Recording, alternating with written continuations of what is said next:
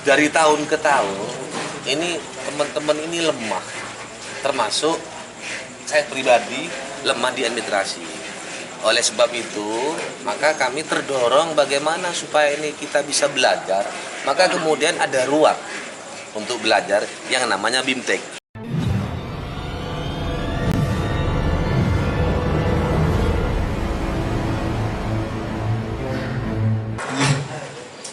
Malam ini kita berkumpul di sini, tentunya Bapak Kepala Desa dan para wakil mengerti apa yang akan diberikan nanti materi Pak Kapolres dan juga Pak Kajati, untuk supaya Bapak Kepala Desa semuanya tenang menjalankan administrasi tentang desa.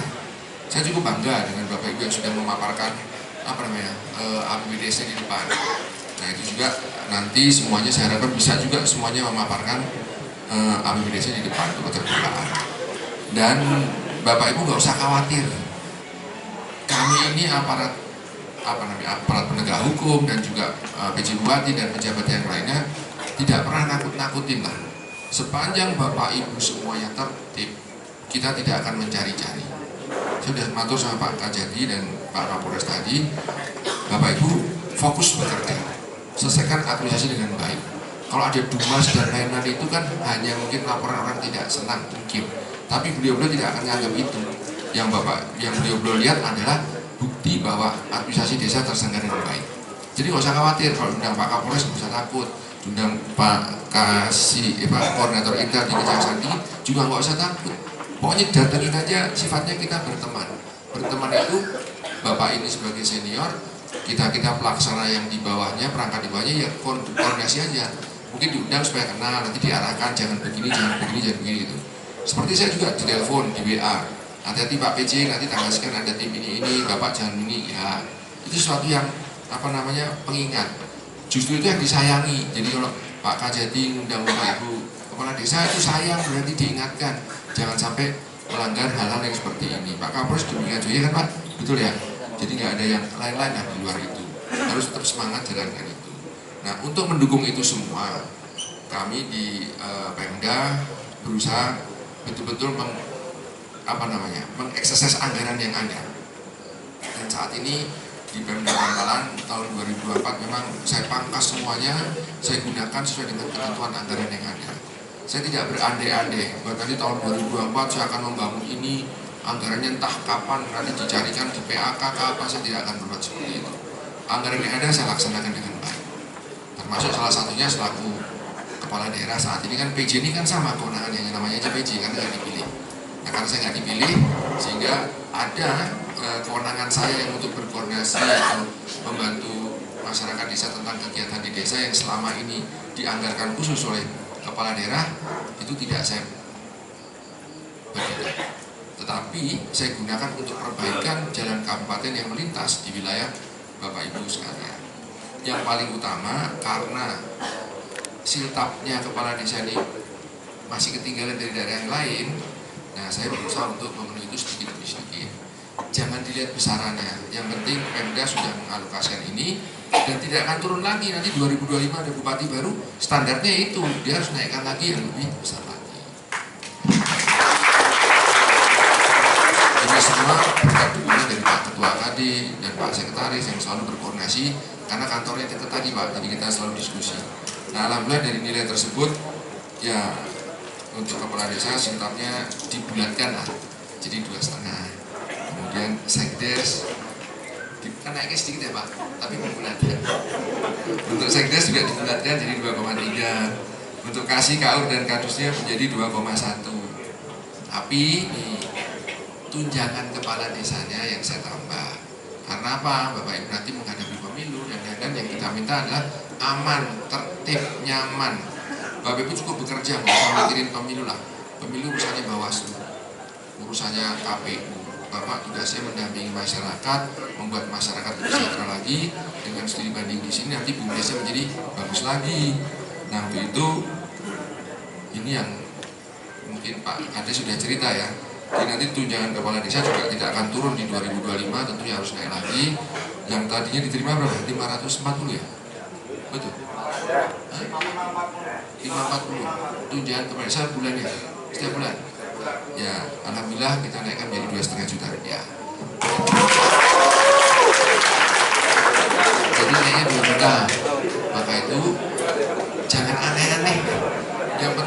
APBD desnya dimanfaatkan, dikerjakan dengan baik untuk kepentingan masyarakat, jangan digunakan yang lain-lain ya. Dan jangan berpikiran nanti tunda terus, jangan. Ini untuk betul-betul membantu dan melayani masyarakat di wilayah Panjenengan semua. Harapan saya seperti itu. Nah dari itu nanti masih saya anggarkan juga untuk ADD.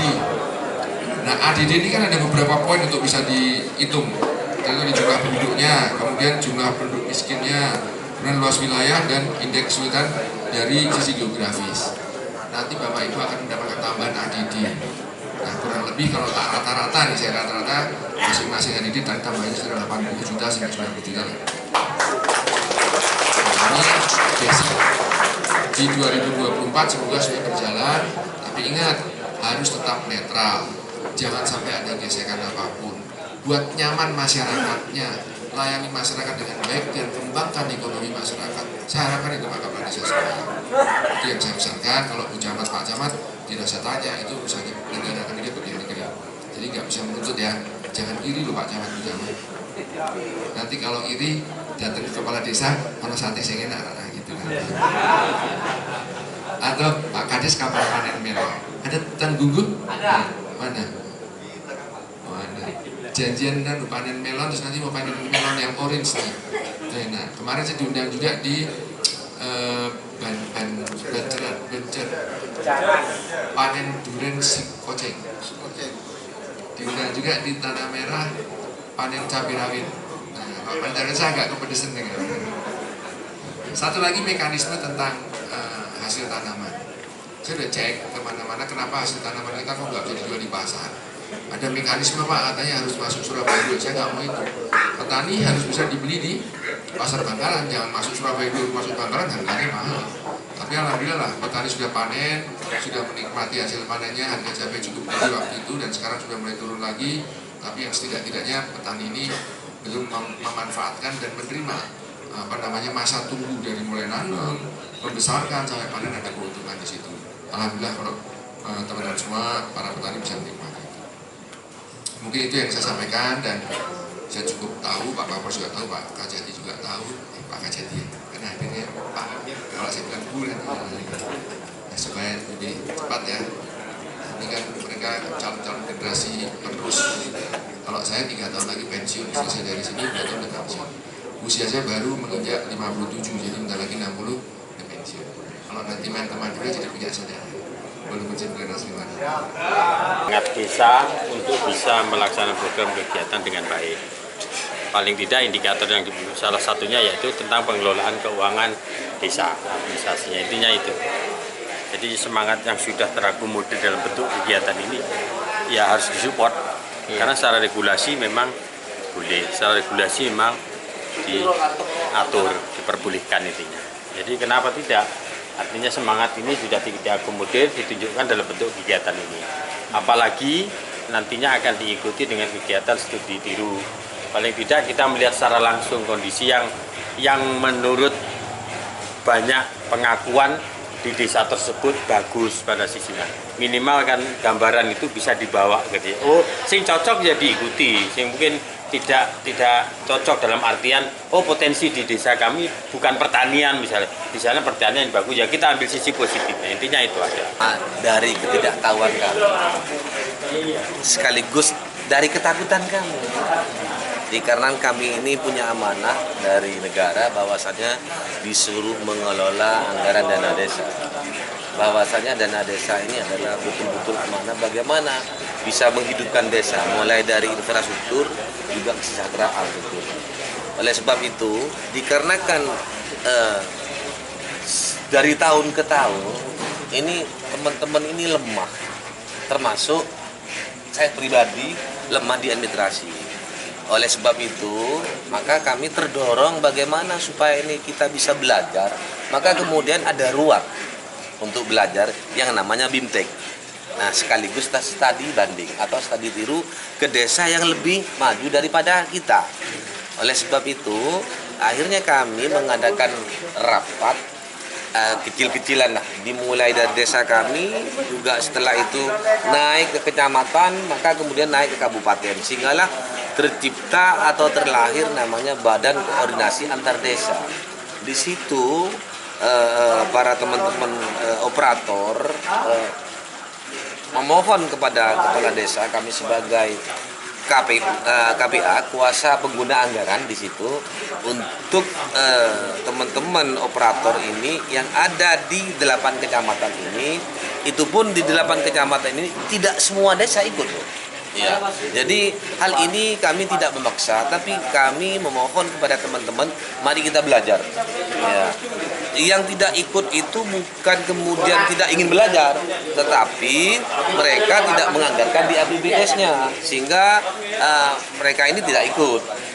Bahkan ada beberapa yang tidak menganggarkan karena kepala desanya mungkin ya saya harus tahu dan sampai jangan ketinggalan, karena ini adalah salah satu waktu yang tidak disia-siakan untuk belajar.